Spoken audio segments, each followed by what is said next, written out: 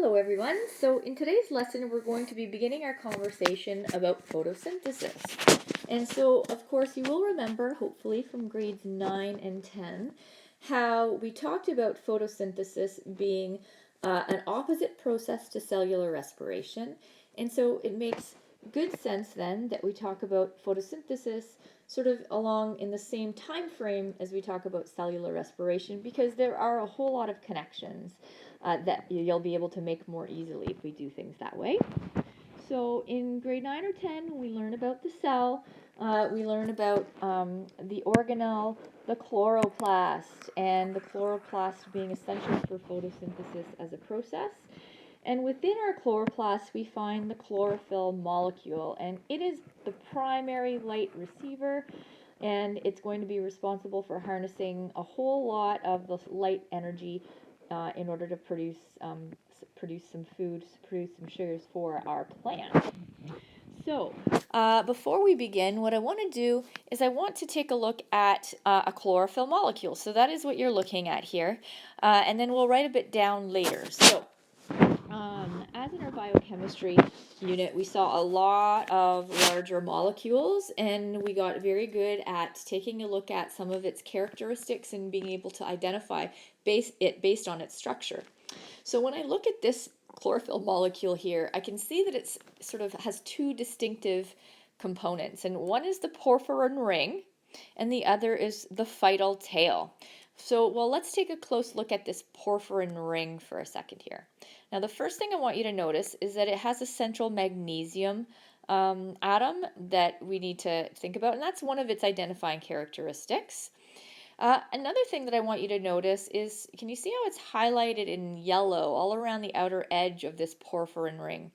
Now, what you may not notice is that what we see here is that every second bond is a double bond. So we have alternating double and single bonds in most cases. So what is the name that we give to structures with alternating double and single bonds? Well, it's a resonance structure. And so you may remember from grade 12 chemistry that resonance structures are structures that have those alternating double and single bonds where the electrons are moving and relocating themselves, hence the resonance structure. Now that structure helps it to better absorb and transfer light. Now another thing I want you to notice is that we have this R as a component of the structure. So R, as we saw in organic chemistry, means that there's some kind of a variable chain there. And so chlorophyll must have some different forms that it can take on based on what that small little functional area is. So that's the porphyrin ring. Let's write down a little bit about that.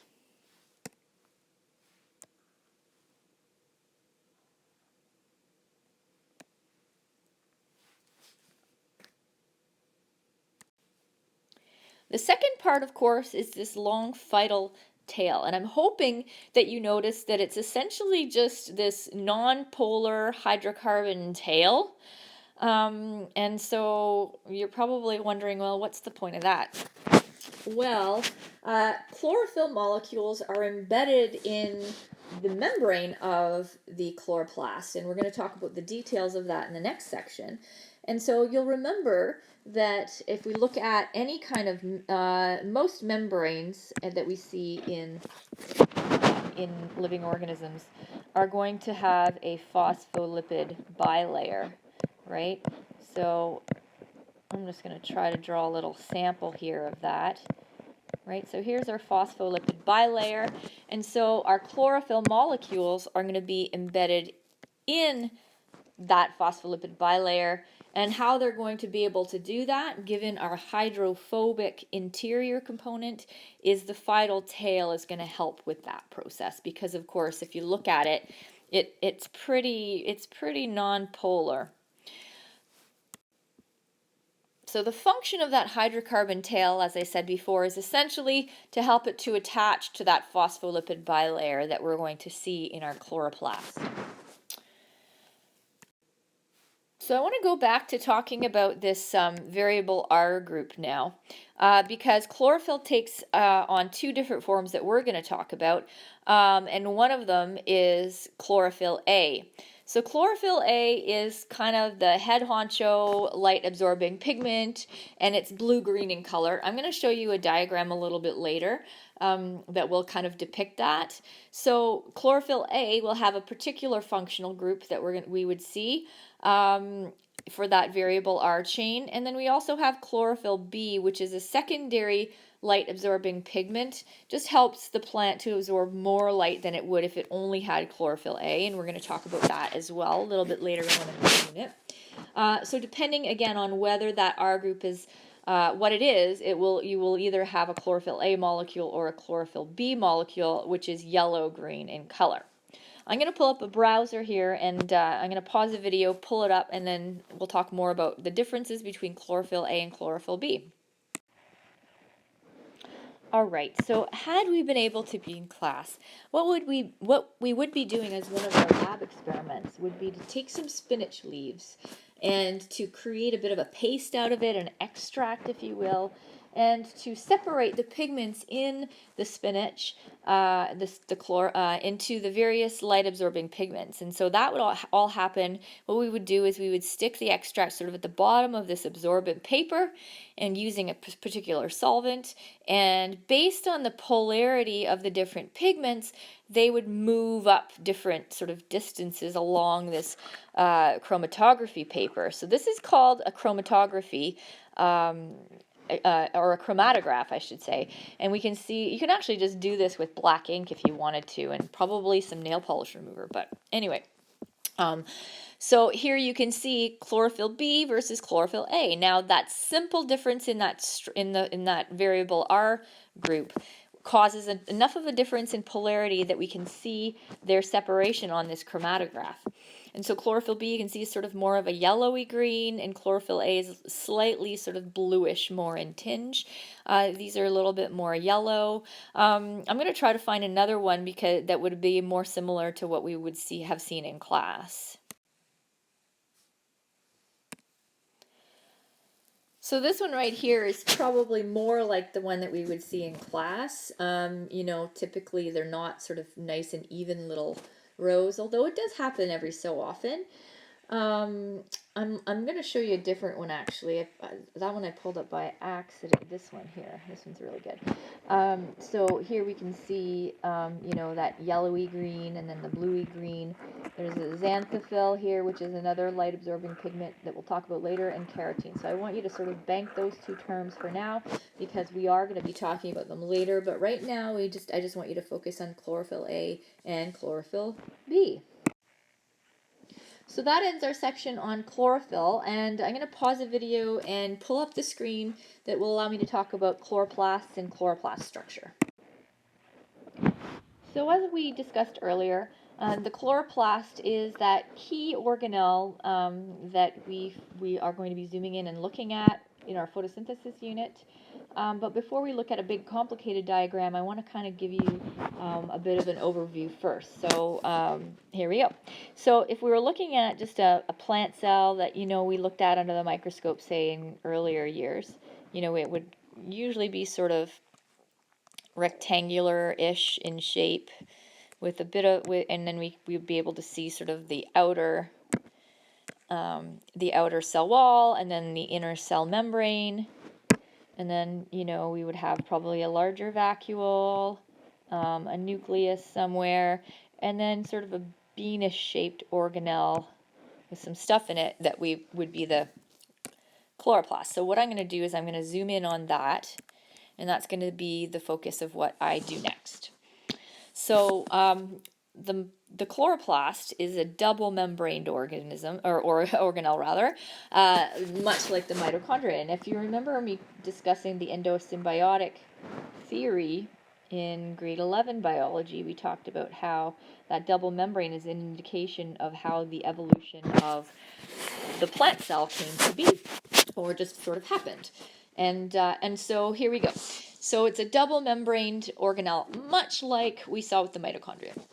Now, what we wouldn't have talked about before in earlier years is that within that chloroplast, we see some interesting structures. So what you're going to see are these like sort of pancake-like structures. And those pancake-like structures are called thylakoids. And they kind of end up looking like stacks of pancakes. And so we would have multiple stacks of pancakes throughout. In other words, multiple stacks of thylakoid discs. And so there's a name that we give to each of those parts. So if we're talking about specifically just the little disc itself, this is the pancakes, that's called a thylakoid. That's a Y. Or a thylakoid disc. But if we're talking about the stack, the whole stack, that is called a granum. Now, there'll be tons of thylakoid discs and tons of these stacks of pancakes. So collectively, the stacks are called grana for plural. A couple of other points that I want to mention. Just like the mitochondria has its matrix, the chloroplast has its stroma. So the stroma is the name that we give to the fluid-filled interior of the mitochondrion. So just the stroma, there it is. But there's also a fluid inside each of these little thylakoids. So the fluid inside the little thylakoid, its name is lumen. So we might talk about the thylakoid lumen. And lumen is an interesting name because it's also the name that we give, I believe, to lumen makes me think of light. So there's a connection there. So next, what do I want to talk about? Oh, yes. So between these grana are like these fibers. They're like a webbing almost that connects all of the grana or many of the grana together. And that webbing is called the lamella or lamellae. So there we have it. Thylakoids, grana, the lumen, lamella, and the stroma. Now let's write a little bit of this down and we'll look at a more sophisticated diagram. Okay, so as we know in eukaryotic cells, this should be eukaryotic cells, chlorophyll we find in the chloroplast. So that molecule we looked at in the last section is found here. And it's, the chloroplast is double membraned as I tried to depict there, much like the mitochondrion. Okay. The interior is filled with this semi-liquid kind of material, which we refer to as the stroma. And within the stroma, we see those thylakoids.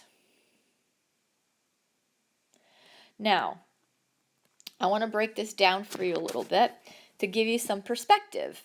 So we talk about, the thylakoids being stacked to make those stacks of called grana. But each of those stacks, I obviously can't depict it in my diagram, but each granum would be composed of about 30 to 50 thylakoids. But multiply that by approximately 60 grana per chlorophyll. That's like saying we have 60 stacks of pancakes in each chlorophyll, and each stack is 30 to 50 pancakes high. So it's pretty jam-packed with thylakoid discs is what we should be getting from this. Okay, so in cellular respiration, we saw that basically the processes were happening, in the cytoplasm. Then we saw the intermembrane space and the intermitochondrial membrane being utilized as well for our electron transport chain. Photosynthesis is going to happen partially in the stroma and are also partly within that thylakoid membrane. So we're not really going to be using these outer and inner membranes here. We're going to be looking at specifically the membrane of the thylakoid. Okay, and the reason for that is, much like we saw in cellular respiration, There is also an electron transport chain in photosynthesis, and the electron transport chains are embedded in membranes. And so what membrane might the electron transport chain of photosynthesis be located in? Well, it would be located in the thylakoid membrane. So what I want you to do now is I want you to take a moment, pause the video, and try to dissect this diagram. Make sure that the components that within the diagram make sense to you and are reflective of what we've already discussed.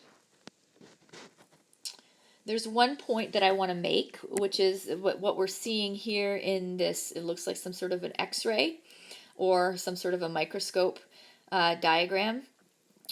You can actually see both the grana and also the webbing, that lamella that's connecting the grana together. The stroma is sort of those void empty spaces as well that it kind of are surrounding our grana.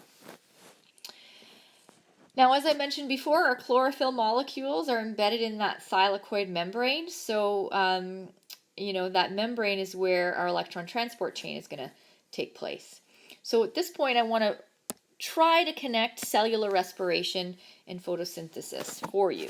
So you'll remember that cellular respiration, I'm just going to simplify this. Let's just say we start with glycolysis and we end up with, at the electron transport chain. That's supposed to be a B, by the way. Let me do that again.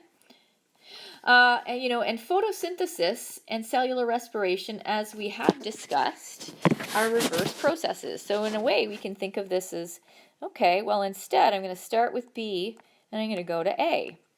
So what we can expect moving forward in this unit, in cellular respiration, we started with glycolysis, and we ended up with an electron transport chain.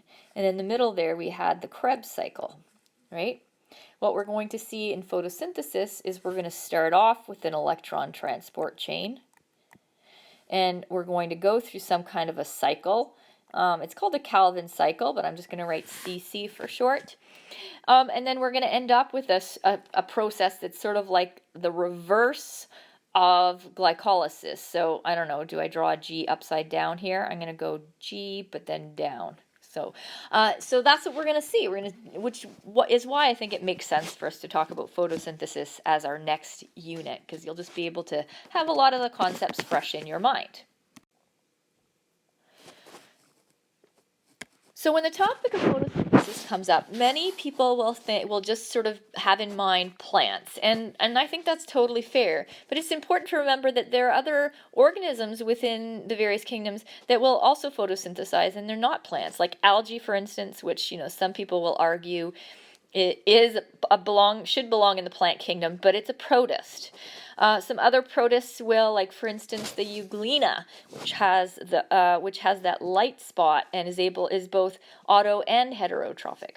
And then we have some cyanobacteria, but they're prokaryotes. So we're going to primarily focus on what is happening in eukaryotic organisms. And so let's look at our overview of our equation for cellular respiration. So I simplified it above, but let's look at the details here. So cellular respiration, it began with glucose and oxygen, and then we produced water and carbon dioxide along with energy. The energy wasn't light energy, it was ATP energy. So the process of cellular respiration, we would say, is exothermic or exergonic because it's producing energy. Let's look at photosynthesis. Photosynthesis, we are beginning with carbon dioxide and water. We need to add an input of energy, and the energy takes the form of light. We're going to use chlorophyll to help us with that, but we're going to produce glucose and oxygen for our photosynthetic organisms, right? So we can see that it's a reverse process. And so because light energy is required, photosynthesis is considered an endergonic or endothermic process.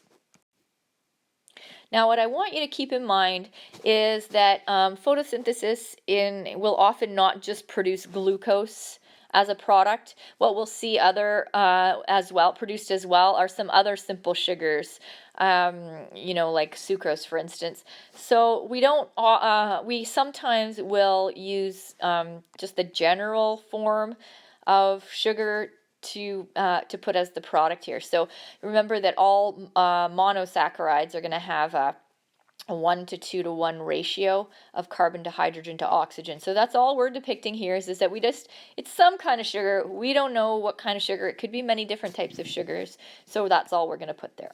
So as we talked about earlier, this, hopefully you can see, is essentially the reverse of cellular respiration.